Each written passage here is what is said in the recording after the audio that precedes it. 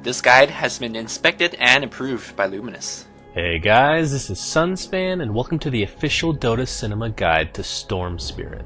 If you aren't familiar with this hero, you may want to watch the introduction we did for him at the corresponding link. Storm Spirit is an intelligence hero with great propensity to enter and exit team fights on a whim. He scales very well into the late game as long as your items are up to snuff. Skill build.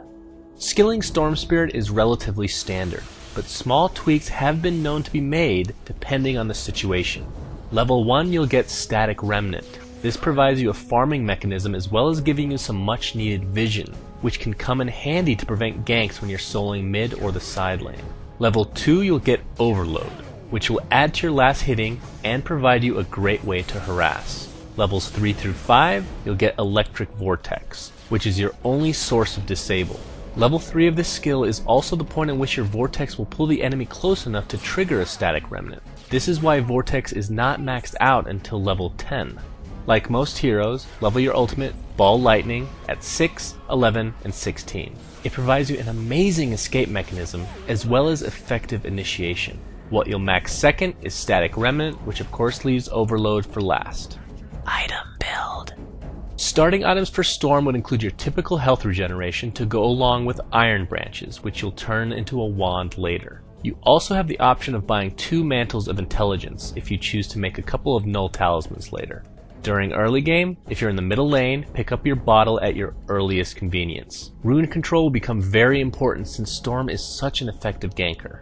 Boots of choice for Storm Spirit depends on what your later build will consist of.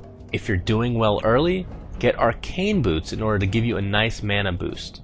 This is all dependent on you making a Bloodstone later though.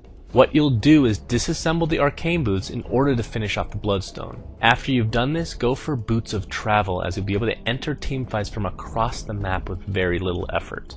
But on the other hand, if you're not doing particularly well, then go with Treads. Being able to change your stats between Strength and Intel is particularly important for a hero like Storm.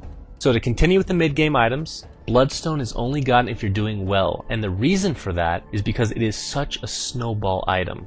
It's an item that will help you snowball out of control if you've already started to do so. Getting it early is very important since you'll provide yourself more time to gain those all-precious charges. Being able to respawn quicker is also very helpful, which is one of the main reasons bots is picked up. The two synergize very nicely together. After this, a BKB and Scythe of Vice are picked up. Scythe of Vice obviously gives you great disable, but it also provides amazing mana regeneration, which is of the utmost importance with Storm Spirit. BKB, on the other hand, will allow you to enter teamfights with little worry of the opposing team being able to do anything to you.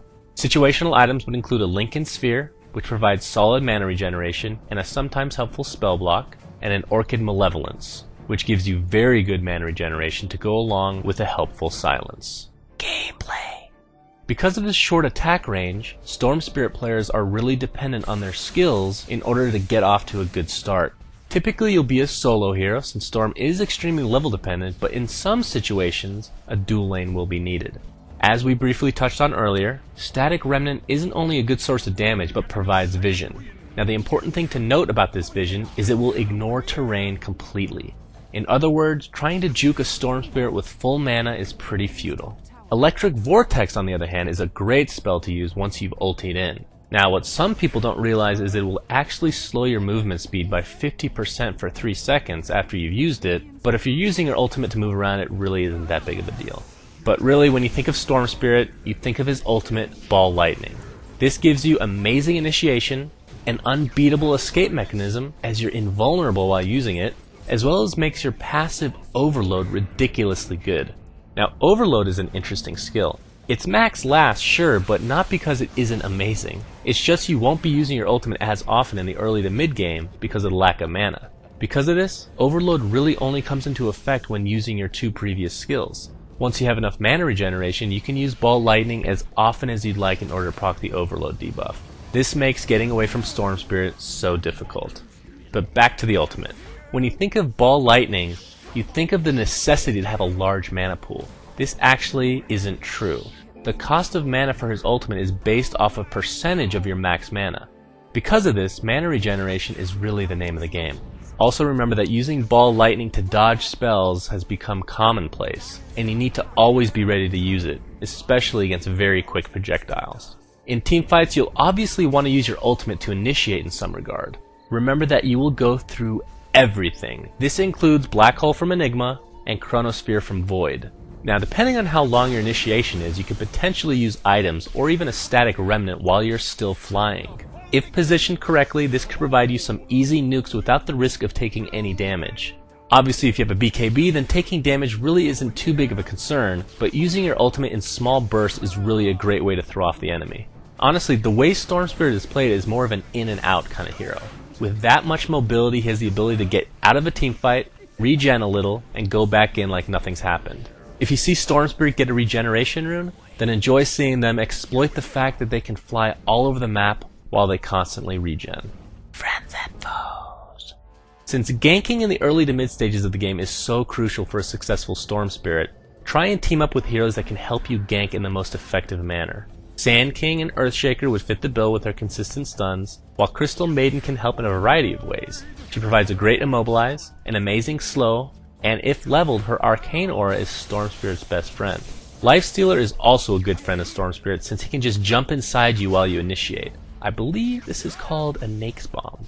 Heroes that you should probably stay away from are those with silences, since you rely on your ultimate to do pretty much anything. Examples of this would include Death Prophet, Night Stalker, Doombringer, and Bloodseeker with their respective silences, as well as a special mention going to Ricky, who with the help from a Diffusal Blade will kill you before you can even get out of the smoke cloud. This guide is dedicated to our very cuddly friend, Estonia. Love you. Thanks for watching, guys, and please remember to subscribe to our YouTube. Also, a big thanks to Flawless and Luminous who helped create this guide. You can check them out at their YouTube channels, which are linked in the video description. Also, be sure to check out our website at dotacinema.com. My name is SunsFan, and we love you guys.